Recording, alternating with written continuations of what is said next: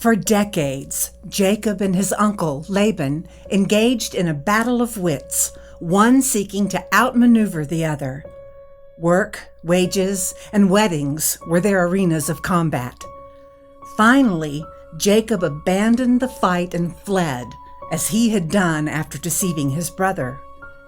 But this time, it was the deceiver who had been deceived, and he had grown weary of deception. He had grown weary of conflict. He'd grown weary of his identity. Who was Jacob? His entire life had been marked by struggle and strife against his brother, against his uncle, against even himself. He prepared to return to the land of his father, where his brother lived. He sent gifts ahead of him. He left his family behind to protect them from harm. And as he sat alone with his fear, alone with his schemes, a man appeared. With no explanation, the man attacked. All night long they struggled, with neither side prevailing, until with just a touch, his hip was dislocated. Jacob lay on the ground, defeated. Then the man spoke. "What is your name?" "Jacob," he said. "Your name will no longer be Jacob. It will be Israel, because you have struggled with God and with men and have prevailed." God had blessed him, no longer striving against his brother, no longer struggling against his uncle, no longer at war with himself, nor with his God. He was Jacob no longer.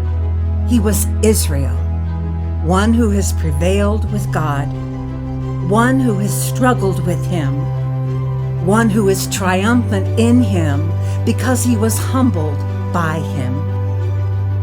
That's what God wanted from Jacob.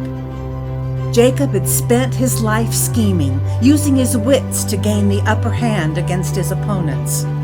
But in this battle, he could not prevail. No tactic was good enough. By his own strength, he could not overcome. He could only surrender and hold fast to his God. And as a result, God gave him a new identity, Israel, a new name for a changed man, a new name that foreshadowed greater blessings still to come. A nation would come from Israel, taking his name, and kings would come from his family, called to humble themselves before their God, to hold fast to him and be a blessing to all the people of the earth. And from them a king would come, humble and gentle in spirit, blessing all who are weary of their own struggles with mercy. Jesus, who calls people everywhere to humble themselves before him and cast their burdens upon him, to set aside their pride and personal power and cling to him and never let go. To take on this king's identity, to be his ambassadors to this world, and hold fast as he blesses all the people of the earth through them.